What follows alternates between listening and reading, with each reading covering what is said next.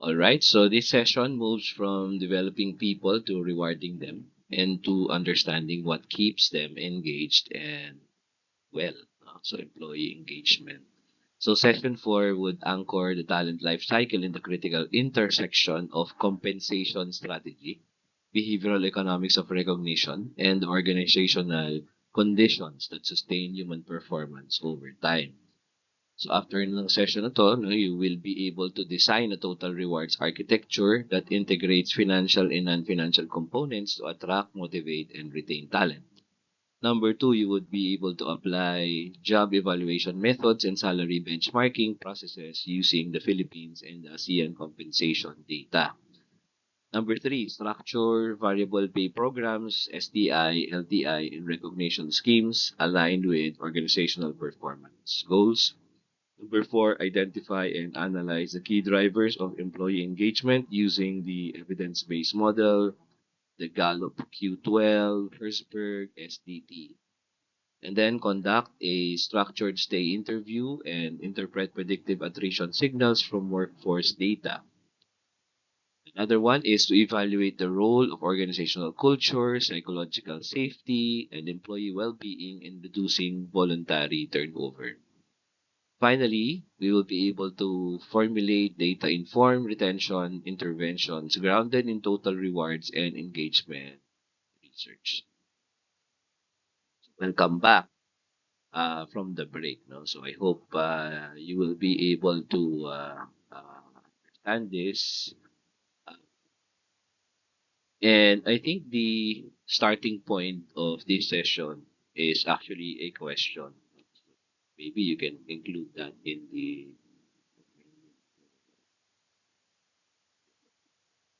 case. Why do we go to work? Personally speaking, you have to answer that. No? So why do you go to work? Maybe put a short list of the things that are important. So, of course, money is important, but there are also rewards that are beyond pay. Also, you list down whatever is important to you. So of course, we can't be hypocritical and all that. We have to list the money. Sometimes money is usually on the top, but sometimes there are other things that are there. So that's important as well. This session is about how organizations intentionally design all of those elements, uh, maybe some of you listed, not by accident, not as an afterthought, but as a strategic tools for attracting and keeping their best people. In session number three, we talked about how organizations develop people, right? Today, in this session, we answer the parallel question. How do organizations reward people and what happens when they get it wrong? So today's session has five interconnected topics. So let me give you a brief preview of how they connect. So we begin with the total rewards architecture. This is the strategic design of everything an organization offers employees in return for their contribution. So there we get the technical, job evaluation, and salary benchmarking, which is how HR professionals determine what jobs are worth relative to each other and to the market. So then we look at the variable pay design, how performance-based incentives are structured to drive the right behaviors.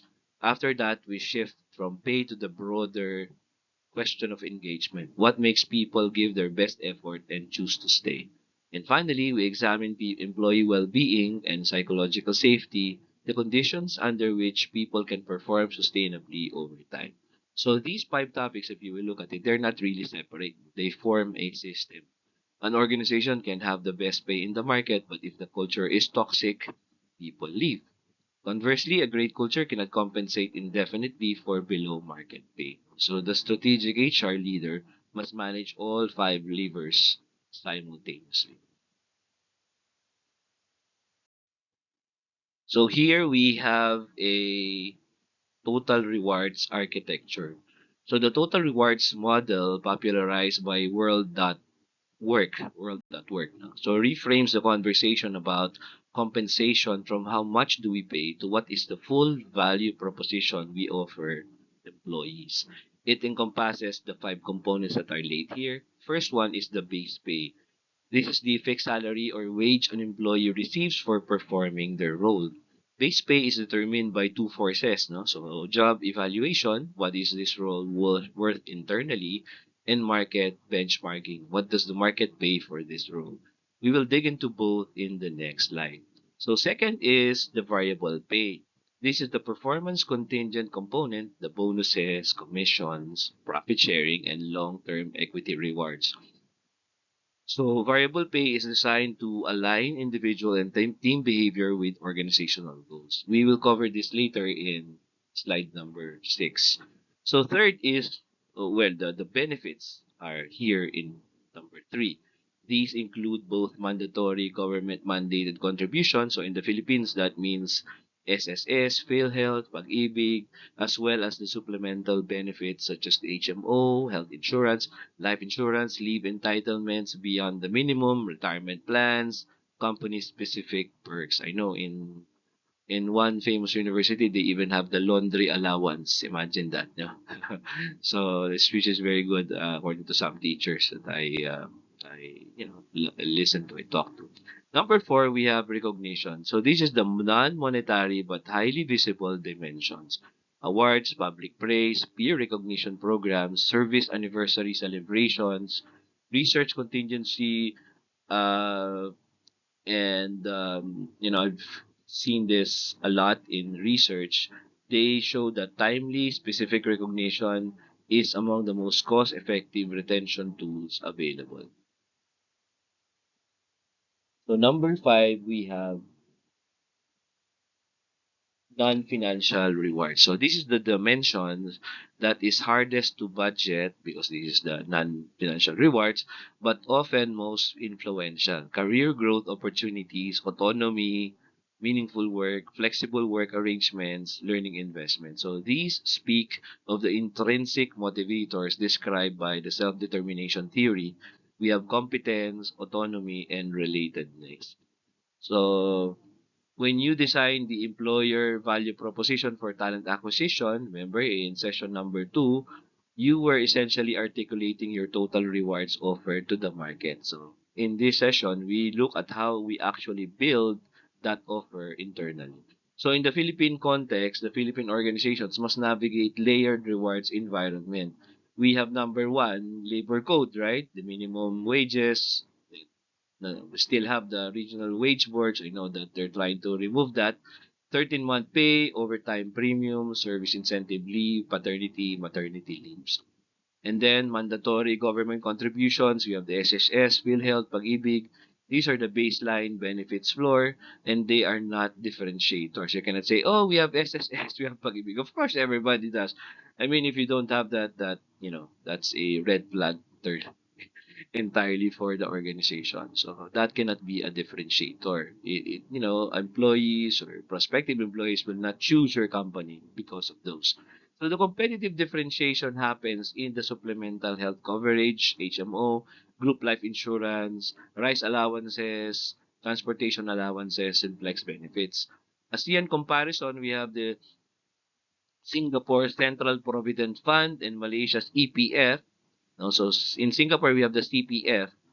In Malaysia, we have the EPF. And structurally, they're different from the Philippine system. They are important context for multinational HR practitioners. When I was in the bank, and this is in the 90s, guys, okay? So imagine, this is some 30 years ago already. We already have the Provident Fund in the bank. But of course, this is a bank. No? This is not as big as the universal banks right now. Eventually, we were taken over by BPI, but during those times we have about, I would say, 16 months, and the Provident Fund, we have that every 15 days. It's calculated from your salary. So there's the employee share, and then there's the employer share, which is about 5% of your uh, total salary. And then it's invested, since it's a bank, so you can see how much the trust fund is right now. So that made it very difficult for people to leave. Like for me, I'm not even, I was not even meant to stay there for 1 year, but let alone 1 year, but I stayed there for practically almost 12 years because of that, so it's really hard for you to leave. So in January, of course, you're waiting for the profit sharing, which is given usually at the end of January. So you wait for that. And then February, there's the medical allowance.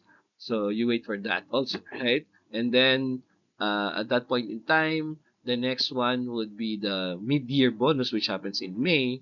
And that's already 200% of your salary. So, I mean, some people would really wait for that. And then after that, there's some minor things happening there, clothing, quarterly bonus in September, and then there's of course, the Christmas bonus, and then another bonus in December.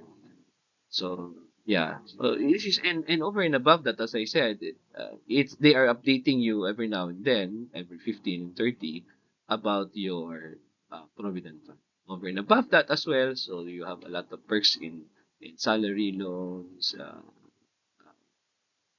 which is very small in the interest rate is small, and then the housing loan, which is why I got my house in Santa Rosa. Uh, Even as a young person before, at 22 years old, I was already finished with my house because it's very flexible and it's really calculated only on the paying capacity. And yeah, so that's basically why people, at least in the 90s, have it going, especially for those good companies. I mean, this is not like top, you know, 500 corporation, but it's up there and it's giving us a lot. So imagine those better ones like San Miguel, Ayala, maybe, and of course now we have Jollibee, so all of those PLDT, all of those companies I'm sure they're giving much better perks over and above the baseline of the government contributions. So, and that's the reason why there's really a big abyss, comparing the better companies, at least at time 5,000 corporations now, and almost everybody. So we have know that most of our employees right now, the Philippine employees, are uh, employed by at least 95 to almost 98% MSME, so micro, small, and medium enterprise. So, of course, if you have little resources, of course you cannot give much, right? And that would not make you, uh, you know, uh, fight for uh, talent. That acquisition would be not that huge. And but of course, the big news for you is that you're in equal footing with almost 90% of all the employers out there. So yeah, so we're still good, I would say, but you will not be the employer of choice. Yes. With that, you see that the ASEAN comparison is really enormous. In Thailand, I saw that when I went there, interviewed some people, I saw that the government, even the sovereign fund of the government, takes care also of their investment side. Imagine the king of Thailand gives them the government's share. They have a share in the government on the earnings of the government. So they are forced to have investment at least in their country. So that's something that I think we don't have. And yeah, so basically, this is where we draw the line from the best companies and the best situation that we have for people and everyone else, especially in the ASEAN context. Okay, on this slide, we talk about the job evaluation and salary benchmarking. So job evaluation answers the question relative to all other jobs in this organization, how much is this job worth? So it is about the internal value and not the person's performance, but the role itself. So let me walk to you through the four primary methods on the slide. So first, we have the point factor method. It is the most rigorous and widely used approach in large organizations. So each job is analyzed and scored on compensable factors, typically the skill, knowledge, experience, and complexity, effort, mental and physical demands, responsibility, scope of accountability, and working conditions. These scores are totaled to produce a job evaluation score, which determines the job grade. So, of course, consulting firms like Hay, Korn Ferry, and Willis Towers Watson, they have proprietary point factor systems that benchmark these scores against market pay data. And of course, if you will look at like Google Scholar, those research journals, you can see that some are peer reviewed, and they have either critique some of these point factor systems, or also recommended some. So you can also check those out. Okay, so job ranking is the simplest method. You can line up all the jobs from the most to the least complex and valuable. And this works for small organizations, but breaks down when you need to differentiate pay meaningfully between similar roles, especially in the top tier. No, so job classification uses predefined grades with descriptions, and jobs are slotted into the appropriate grade. This is the basis of the Philippine government's SSL, no, the Salary Standardization Law, which defines salary grades for all government positions. And some companies that I know, they're just basing their salary structure on the SSL of the government. Imagine that, no? So that's how things are in the Philippines. So structured and equitable, but slow to adapt to market changes, which is true because this SSL has been around with us for at least 20 years. So factor comparison is the most analytical non-point factor method. So each job is compared factor by factor against benchmark rules, used less frequently today due to the complexity. Okay, so once the jobs are internally valued through evaluation, the next step is external benchmarking, on letter B, the salary benchmarking process. Now, what does the market pay for this job? The benchmarking process is four steps. So first, we define the market that's competitive to us. Who are you competing with for the talent? Your market comparators may be industry peers, geographic competitors, like Metro Manila versus provincial rates, and similar sized organizations. Key Philippine benchmarking sources, they include the Towers Watson, Willis Towers Watson Salary Survey, Mercer Total Remuneration Survey, and Job Street Annual Salary Report. There's even I think salary.com does that as well. Yeah. If you're subscribed as an employer, then you will have access to those things. So number two is match jobs to survey data. So job matching is an art.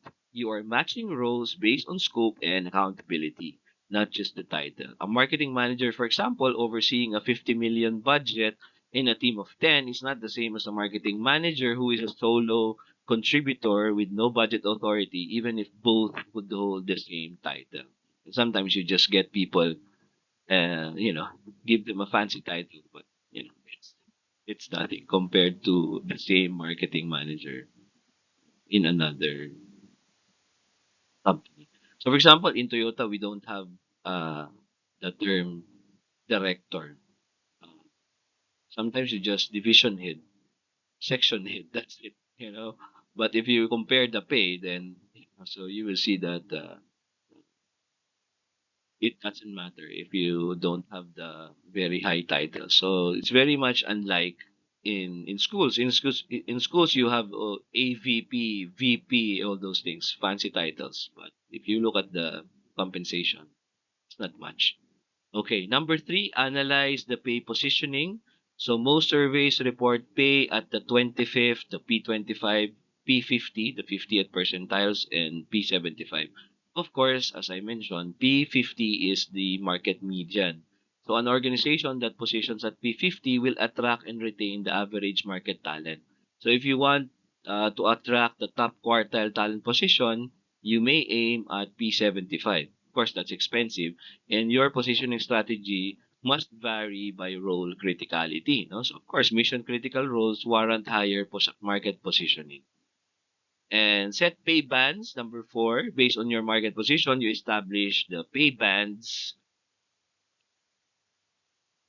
minimum, a midpoint, aligned to your target percentile, and a maximum for each grade. The range spread difference between the minimum and the maximum is typically 50 to 80%, depending on the depth of the grade. We must review this annually to account for inflation and market movement. So this here is a discussion prompt which can be part of your insights. So is pay transparency, publicly disclosing salary ranges of for all positions, something in the Philippines? Some companies are doing that. Is it something that Philippine organizations should adopt? So you can explain what's happening in your company and are you doing it? So what are your arguments for and against? So note that the EU pay transparency in the European Union, their directive, the EU pay transparency directive, they mandate this for European employers. What about for you? Do you agree with those? And we can argue also from the point of view of ASEAN. Should ASEAN follow? Because after all, we have the ASEAN integration, and technically speaking, we have ASEAN engineers, ASEAN quote unquote accountants. So we are in on paper saying that hey, even if you're Malaysian, we can hire you here. Even if you're Singaporean, you can apply. You can practice anywhere, right? So is that something that's worth doing? So in slide number 5, we have the pay bands in internal equity um, pictures, so that you can see it visually. So for example, and this is just an example, right? So it brings our benchmarking data to life through the visual in a pay band structures. So I think if you can actually ask data, so gather data. Now it's very much possible. We have AI to, if you know how to do it, it's basically prompt engineering. ChatGPT has what we call the agent mode, and Claude also does it powerfully. Although some people are saying it's beginning to bog down because of the heavy use of coders in North America, in Asia, and Europe. But basically, if you have the right timing, especially at down days and down times, you can actually make use of agent mode so that you can scour the internet, at least in the Philippine context, to get these data, especially the ones that are available online. So it's mining of data. So let me walk you through what you see here. Each horizontal bar is representative of a salary range for a job grade. So the left edge is the minimum. No? So it's typically 80% of the midpoint. So the right edge is the maximum. Typically, it's on 120% of the midpoint. So the gold marker, it represents the midpoint, which is aligned to your market target per percentile. So in a well-designed pay structure, an employee entering a role at the minimum grows towards the midpoint, okay, as they become fully competent, or sometimes it's not really a competent, but as they mature in the organization, maybe you can say that. So and then they can also approach the maximum as a top performer in that particular role. So when an employee hits the maximum, they need to either be promoted to the next grade or their salary is red circled, frozen until the pay band is adjusted in the next salary review. I have certain um, program chair, I think, faculty who is exactly in that category. So he was hired by my former uh, employer, and he was already hired at the almost the top bracket, So, but of course, he earned his master. Well, not his master's, but he earned his doctorate and did publish a lot of researches. So he immediately reached the red circle, and his salary is frozen because he's not a dean, he's not a vice president, he's not even top tier position. So at that point, which is really a problem for us. So that's where we decide we cannot give them anything higher than that because your rate your adjustment to that particular person will simply destroy the salary structure of your company. But if you don't do something about him, then he will leave. So what happened to the to that person? He eventually left and joined another company, right? So well, sometimes you are really at a loss there because you are pricing your employment level at a point where you cannot do anything much anymore. So that's a problem. So if not, then you are forced to promote him or her to a certain incompetency. Of course, we have the Peter principle there at work. So if you promote him to a certain uh, you know, position where he is incompetent at the moment. So what happened to you is what will happen to the company is you will lose a good rank and file. So in that case, we will lose a good teacher, faculty, or in the bank we will lose a good teller, a good uh, frontliner, and we will gain a bad officer or not so good or inadequate officer, right? So, or for marketing people, we will lose a good salesman or saleswoman, and we will gain a bad or an inadequate marketing manager, right? Because he's not good or she is not good in managing people. Okay, internal equity, the hidden retention crisis. So internal equity refers to the fairness of pay relative to other roles within the same organization. External equity is about the market. Internal equity is about justice within the firm. So common internal equity violations: new hire salary compression. So we have a new hire negotiating a salary close to or equal to a tenured employee in the same role because the market rates rose since the tenured employee was hired. So this is practically what's happening in the organizations that are here in the Philippines. Most common source of pay resentment. As I told you, for me, that's already a signal that your salary structure is already broken. Okay? So yeah, exactly what happened to my friend, So because he negotiated for a salary that's already higher than almost everybody, it's higher than almost everybody, and it's already better than some of the new hired deans. Imagine if you're a faculty or you are earning more than a dean, that's a problem. Okay. So grade inversion is another one. A manager earns less than one of their direct reports due to the direct report's specialized skills being more market valued. So another problem there. Gender pay gap. Okay, so this is sadly this is one of the problems here in the Philippines and also in some other countries, even in the U.S. Women in the same roles earning systematically less than male counterparts. So in the Philippines, we have the Magna Carta of Women, 9710 Republic Act. They prohibit pay discrimination, but the gaps they still persist informally. So the solution, we have the annual pay equity audits comparing salaries across similar roles adjusted for experience, performance, and tenure. So with a funded budget for corrective adjustment.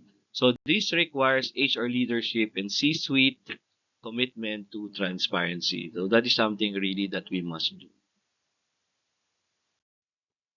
So variable pay is where total rewards get interesting. No? So because it is the mechanism through which compensation becomes strategic. Variable pay is not just extra money, it is designed to change behavior reward performance, and secure retention of the key talent. So we have the short-term incentives, long-term incentives, and then other recognition and spot awards. So STIs reward performance within a single performance cycle. So typically a year or a quarter. So the most common form is the annual performance bonus. So in the Philippines, it is often confused with the 13-month pay, which is legally mandated, and they are not really performance contingent. A true performance bonus is discretionary and variable. So the key design parameters for STI would be a target incentive, what is expected payout for meeting the plan. Common targets would be 1 to 3 months salary for individual contributors, up to 6 months for senior management. Performance metrics, the individual performance rating, team KPI attainment, and a company financial performance, either in the terms of revenue, EBITDA, earnings before income tax, depreciation and amortization. Profit can also be the final analysis ng metric. So typically, it's weighed in on the or the combination. So either it's weighted or maybe partial of certain combination to form the final metric. So funding mechanism is the bonus pool funded at 100% of target only if the company hits the plan. So many organizations use a threshold cap structure. So 0% payout below threshold, 100% at plan, up to 150 to 200 for exceptional performance. In the case of my bank before, so they just calculate based on like a 6% profit sharing, and then they calculate based on the scores. So so that's why you don't go beyond the mandated. I mean, at least on the internal side. So profit sharing, a portion of the net profit, this is the one that I'm saying, distributed to all employees. The thing that they did there is they calculate based on your alignment to your metric. Like either you're going to be graded level 1, level 2, level 3. They calculate based on your current. If you're a higher salaried person, if this is the bank, this is a bank. So usually, they only have. I mean, you don't really create like a performance that's beyond the ordinary, especially if you're in the branches. No? Maybe for marketing, they have a different plan. Okay. And during that time, I'm not yet part of the HR, so I'm not privy of how they calculate. But I am assuming that they have a different plan for those that close deals and those, especially the managers that are typically in charge of the loans, because they are the ones that really bring the money to the bank. So long-term incentives, LTI, they are designed to retain key talent and align their interests with long-term organizational success. So they create a golden handcuff. Leaving means giving up the invested LTI value. So employee stock options, the right to buy company shares at fixed prices, especially if this is a multinational corporation. I know that when Intel was here in the Philippines, they have this very much in place. So they have the options because in the US they have that exercise or strike price, and usually it's 2 years, no. So especially if you're on the top helm of the company, so that means you really have to work your way in order to improve the performance of the company because you have a stake. In 2 years' time, you have to improve the company because you have a an option, no, which is buying the shares at that price. Okay, or you already own. Sorry, you're not buying. You already own the shares, and so if the shares increase, then it really is also your benefit. So yeah. So this is actually common in listed companies. Now, in the Philippines, we also have that, no, PSE listed firms and subsidiaries of the multinational corporation. So RSU or restricted stock units, actual company shares are granted that vest over time. This is another thing that I mentioned, aligned to what I said. 25% per year over 4 years. So unlike options, they retain value even if the share price falls, and more predictable retention effect. So even if the value of the shares fall, um, they retain the value. Okay, so yeah. Anyway, it's not the share that you own, but yeah, let's say it's like that's why it's restricted stock units. It's actually the value of the shares.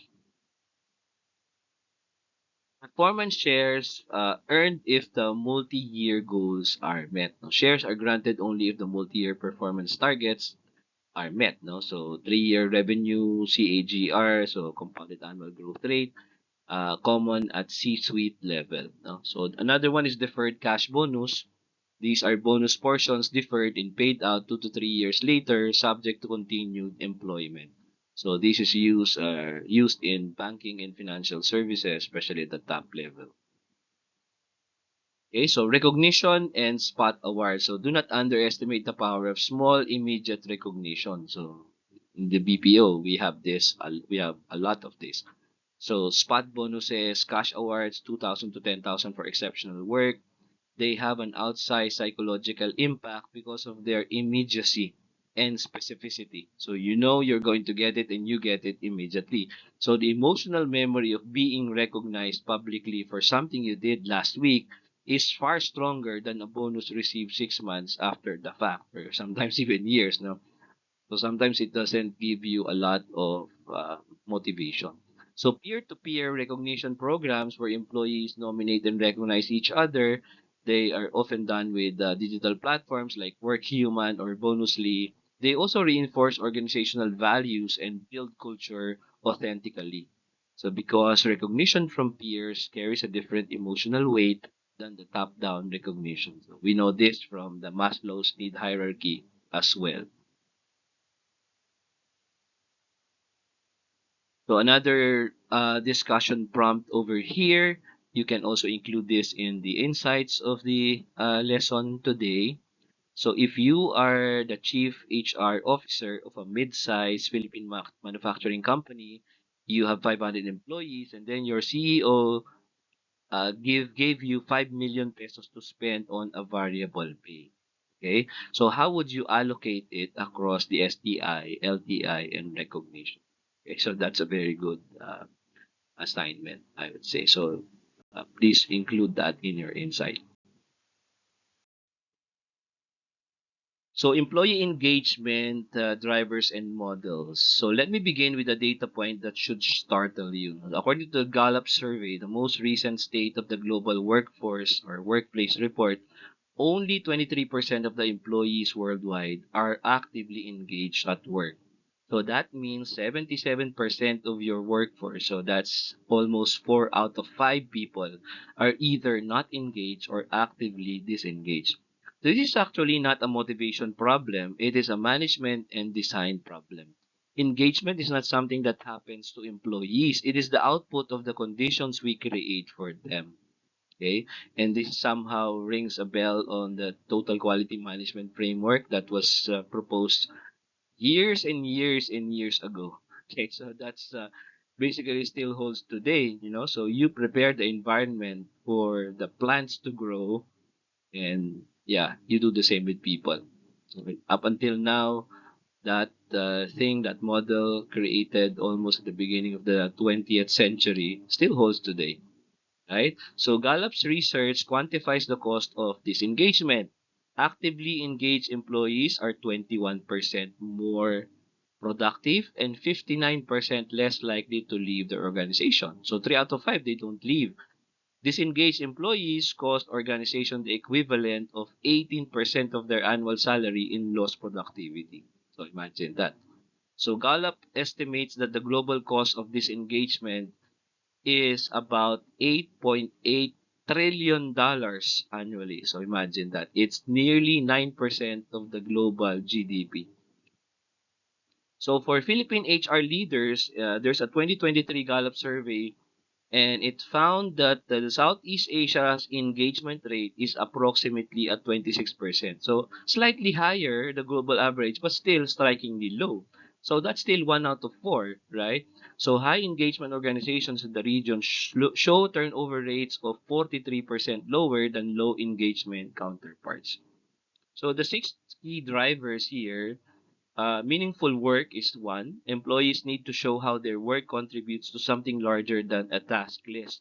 This is rooted in the Frankel meaning-making psychology, and more recently in the purpose-driven HR research. So we have BDO, ABS-CBN Foundation, and SM Foundation. They have all invested in communicating organizational purpose explicitly to employees. I don't know if it's a good thing to mention ABS-CBN, but really, at least the top level, these people have invested in at least the top employees. Of course, you can argue against that, but on paper, maybe on paper that's what it's trying to say. And so you can choose whatever company that you know of that they have invested in communicating organizational purpose. Like I know ABS-CBN is big on that because of the Lopez Holding, the Oscar awards that they are using. It's actually aligned to the Baldr's Excellence model, and they're really pretty big on uh, the laying down of the organizational purpose down the line. Okay, so Ayala Group is also doing that as well. Manager quality. Jack Zenger's research at Zenger Folkman research shows that manager effectiveness accounts for 70% of the variance in team engagement. The line manager, not the CEO, not the HR department. The line manager is the primary delivery mechanism of the employee experience. So train the managers and you fix most of your engagement problem. I think this is also the case when you look at the investors in people framework. That is also the case. They always underline the role, the big role of uh, the line managers, supervisor, etc. So recognition. Gallup's Q12 includes in the last 7 days, I have received praise or recognition for doing good work. That's one of the questions or statements. The specificity of 7 days matters. So meaning in the last 7 days, in the last 1 week, recognition must be frequent to be effective. Annual awards, they are not enough. So growth and learning, LinkedIn Workplace Learning report in 2023 found that employees who feel their company invests in their learning, they are 94% more likely to stay. 94%. Imagine. So career growth opportunity consistently ranks in the top 3 reasons employees leave in the Philippine exit surveys. Team and culture, belonging is a fundamental human need. We know that from Maslow, right? And it's also a business driver. Imagine we're still quoting Maslow. It's 2026 and almost 100 years after he published his work, which is not really empirically founded, if you ask me. But still, up until now, the need hierarchy uh, pyramid that he proposed some 70 years ago already, 70 to 80 years ago already, still very much in place. Employees who feel they belong take 75% fewer sick days and are more innovative, according to the Harvard Business Review research.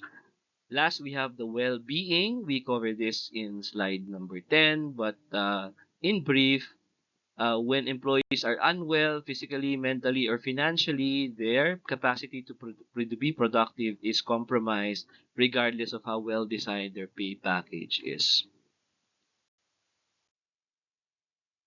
Okay, stay interviews and flight risk analytics. So stay interviews, what is it? So most organizations invest heavily in exit interviews, structured conversations held after an employee has already decided to leave. The problem with exit interviews is obvious. The person is already gone, 1 foot is already out the door, right? So the stay interview is the preventive equivalent. A stay interview is a structured conversation, usually 30 to 45 minutes, held proactively with valued employees to understand what engages them, what might cause them to leave, and what can be done to retain them. Unlike a performance review or a general check-in, the stay interview is explicitly about the employee's relationship with the organization, their manager, and their career. So walk through the 5 questions here if you will look at it, no? So you have the 5 core stay interview questions. So this should be asked with genuine curiosity, and this is not just a scripted compliance. What do you look forward when you come to work each day? Okay? So this would surface the intrinsic motivators. Note what the employee values most. Is it relationships, the work itself, autonomy? These are your retention levers. What keeps you here? What makes you stay long term? Okay, this would surface the retention anchors. If the answer is my team, but the team is about to be restructured, that is a risk signal. When was the last time you thought about leaving and what prompted it? Right? So most engaged employees will have had a moment of doubt. Understanding the trigger gives HR and managers actionable intelligence. Number 4, what would make your job more satisfying? This opens the door to low cost, high impact changes. Often the answer is more autonomy, fewer administrative tasks, things managers can act on immediately. And then lastly, we have what can your manager do more or do less to support you better? Okay, this is the hardest questions for managers to ask, but it produces the highest value feedback. Managers who ask this question and then act on the answers see significant engagement improvement. Okay? The problem is, however, in this case, if you have a manager that's not open, especially baby boomers, I'm sorry about that. I should not say that. But most senior leaders, the senior leaders, when you ask them, when they ask these questions and you ask something that's negative, answer something that's negative. Like, for example, I had a, a direct, uh, leader, directing me in the past. And she asked the same question. I said, the thing is, I am an innovative person in the Edward de Bono's hat. I'm the green hat, so I want more or less autonomy, etc. And she immediately equipped with, why am I am I micromanaging you? So it's already defensive. So how can you expect that person to be truthful? So next question, you will play it, a little safely and say, "Oh, I'm okay." And then, for example, when she asked, "When was the last time you thought about the leaving?" Oh, I never did. I never thought about that. I am fully 100% sure that I'm going to stay here in this company for 150 years. So those things, because they are simply just answering what you want them to hear. Because you're not open. If you are open and they see that, oh, here's someone, a person whom I can really talk to and be honest about it. So, they will more or less be honest, right? So you have to put there persons that are open, honest, and at the same time really good in management. If not, then, this will just be a useless, a futile exercise. So for organization, the flight risk analytics with robust people data, predictive analytics can identify employees likely to resign before they begin actively job searching. And mind you, a lot of people are doing that even during company time. You look at their tabs, always Indeed is there, Jobs Street is there, Jobs 180, LinkedIn is always, and there's a Word file or even ChatGPT open and they uploaded their resume and they they prompted improve my job resume. Here is the job I am applying for. Okay, so flight risk model draw on multiple data inputs. The most predictive signals are summarized here. So tenure milestones, the 12 to 18 mark in the 3 to 5 years are the statistically the highest attrition windows. At 12 to 18 months, new hires who feel they don't get what is promised to them, uh, begin to disengage. At 3 to 5 years, employees who have not been promoted or given significant new challenges start reassessing. Compensation lag. Employees paid below the P50 market median are statistically twice as likely to accept an external offer. Regular compensation benchmarking is the proactive solution. Another one is low promotion velocity. If an employee has received no advancement in 24 or more months, they begin to internalize a ceiling narrative. Though this is particularly acute for high posts who join with explicit career growth expectation. Manager change. So new manager equals elevated attrition risk in the first 6 months. So that's what research shows. Changing employees direct manager is one of the highest risk transition. The first 6 months under a new manager carry an elevated attrition risk, especially if the previous manager was a key retention anchor. So engagement score drops. A pulse survey says that a drop of 10 percentage points or more on a pulse survey score is a leading indicator of resignation within approximately 90 days. So real-time pulse surveys, tools like Glint, Culture Amp, or Qualtrics enable this early detection. So, but of course, there is an important ethical caveat here. Flight risk data must be used to help the employee and not to punish them. This is usually what I'm always saying to my people. If you are using predictive attrition data to preemptively exit someone who has not resigned, that is actually ethically wrong and legally risky. The intent is proactive support, manager conversations, career development acceleration, and compensation reviews. Okay, organizational culture as a retention lever. Peter Drucker's famous line said, culture eats strategy for breakfast. Okay, let me unpack what that means for you. You can have a perfectly designed total rewards package, a competitive salary, and a generous variable pay scheme, and still lose your best people if your culture is toxic, exclusive, or purposeless. So research from McKinsey, Deloitte, and Gallup, they converge on one finding. Culture, and belongingness. They are among the top predictors of retention for knowledge workers, particularly among younger generations in the workplace, especially for Gen Z. All right. So, and there's a lot of them now entering our workforce. So the six culture levers are on the slide. So first of all, we have purpose and values. Organizations whose stated values are visibly practiced, not just displayed on lobby walls, they have significantly higher retention. When employees feel their personal values align with organizational behavior, they develop what researchers call organizational embeddedness. It's a social and professional rootedness that makes departure costly, not just financially but psychologically. Another one is inclusive environment. Research from Deloitte shows that inclusive teams outperform their peers by 80% in team-based assessment. So inclusion is not just an ethical imperative, it is actually a performance driver. Employees who feel that they can be themselves at work are more innovative and they are more loyal. They are, less likely to leave. Manager behavior. We have said this before, but it bears repeating. People leave managers, not the companies. The daily behavior of the line manager is the primary delivery mechanism of organizational culture. An inspiring culture statement from the CEO does not overcome a dismissive, micromanaging, or unfair direct manager. Manager quality is both a culture issue and a talent risk issue.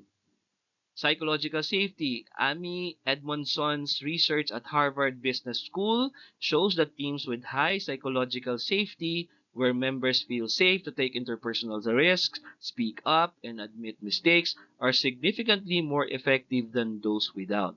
Google's Project Aristotle 2016 identified psychological safety as the single most important predictor of team performance across hundreds of teams. So you have to remember that this is actually a research on younger millennials and the incoming Gen Z in the workplace. Right? Of course, in during the Project Aristotle, the Gen Zers are still in school, so this is basically the younger millennials. So career transparency, another thing, employees who can see their career path, even if it is not guaranteed, stay longer. So if you have a career path, you have to lay it down and let your people know about it. Internal mobility programs where employees can apply for roles across the organization reduce attrition by as much as 30% compared to organizations without them. The message is quite simple. Grow here, don't leave to grow. Okay, you have to grow in the company. Okay? Lastly, we have the recognition culture, a culture of recognition where gratitude and appreciation flow frequently and in all directions, reinforces values, builds trust, and creates positive psychological experiences that people do not want to give up. Organizations with high recognition cultures have 31% lower voluntary turnover according to the Work Human Gallup survey of 2023. So among the six culture levers on the slide, which do you think Philippine organizations find most difficult to build and why? You have to include that in our insights for this presentation. So is it a resources issue, a leadership mindset issue, or a structural issue? What would you do differently if you were the chief HR officer?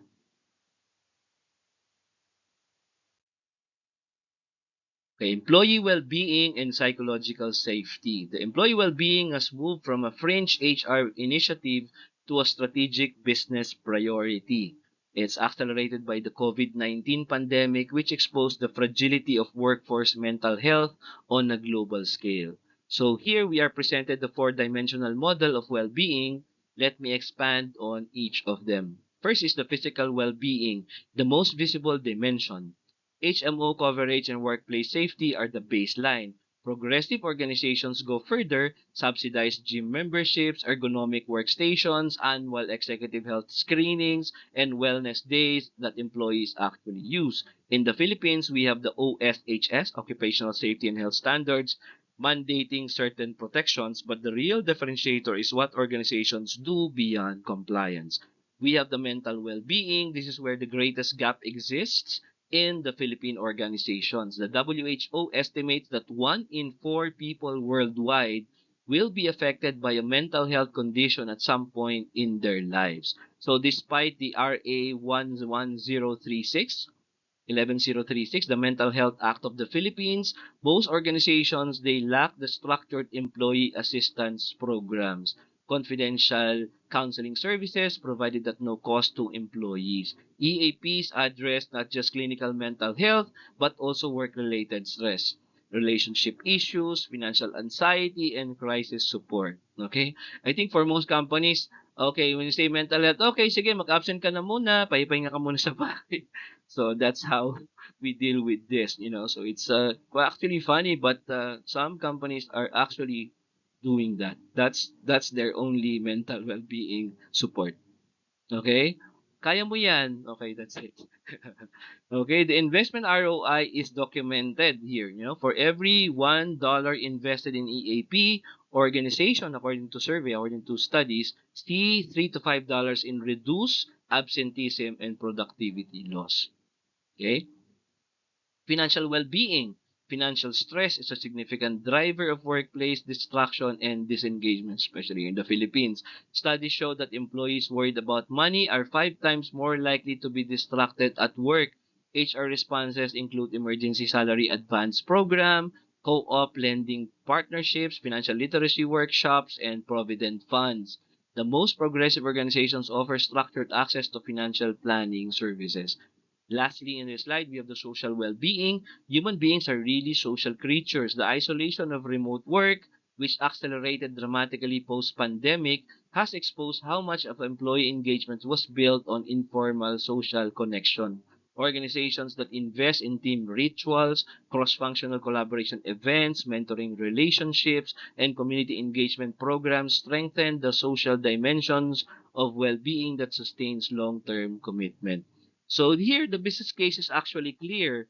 Gallup estimates that disengaged and unwell employees cost the global economy $8.8 trillion annually. So in the Philippines, the DOLE Bureau of Working Conditions has documented the link between unsafe and unhealthy workplaces and higher turnover, absenteeism, and presenteeism, the phenomenon of being physically present but mentally absent. Okay, so this is now our activity, so this is going to key in your insights for this session. Okay, so we have here the scenario. You can just read through it. MedLink Philippines, a growing healthcare staffing firm with 1,200 employees, nurses, allied health professionals, and admin staff, is experiencing a 28% annual attrition, well above the 15% industry average. Exit interviews cite below market pay, lack of career growth, poor work health, work-life balance, and feeling undervalued. Their current reward system consists only of the base salary and mandatory government benefits. So, task, design a total reward strategy for MedLink. Number two, recommend a variable pay structure for nurses. Justify whether STI, LTI, or both are appropriate. And then number three, propose a three immediate culture and well-being interventions that would have the highest retention impact within 90 days. So key takeaways, I will give you the screenshot of that and give you that in the assignment. So we have covered a tremendous amount of ground today. Let me close with the 5 ideas I want you to hold on to. Number one, total rewards is far more than salary. It's a system. It's not a salary number. Organizations that think holistically about all 5 reward dimension, base pay, variable pay, benefits, recognition, and financial rewards, they consistently outperform those that compete on salary alone. Pay equity is both an ethical obligation and a business risk. Violations of internal or external equity create resentment silently and departures loudly. Build equity and audit disciplines into your HR calendar. Number three, variable pay design is behavioral engineering. Structure incentives thoughtfully and ensure they reward the right things. Poorly designed incentives produce exactly the wrong behaviors at significant cost. Imagine you are spending so much and you're producing the wrong behaviors. That's a double whammy, you know. Engagement number four, employee engagement is an output of condition. It's not a character trait. 77% of employees who are not engaged are not lazy. They are working in environments that have not given them the conditions to bring their best. That is a design failure and HR leaders must accept it and they have to fix it. Lastly, we have culture and well-being. They are the retention levers that cost the least and deliver the most, but they require consistent leadership commitment. They're not a program, they are a practice. So for session number 5, our final session, we will look at HRT, uh, HR tech, no? So HR, AI, use of AI, technology, people analytics, artificial intelligence, talent management, and the future of work. Okay, so that's it for this session. Thank you very much. Let's see each other in the final session next week. Thank you, guys.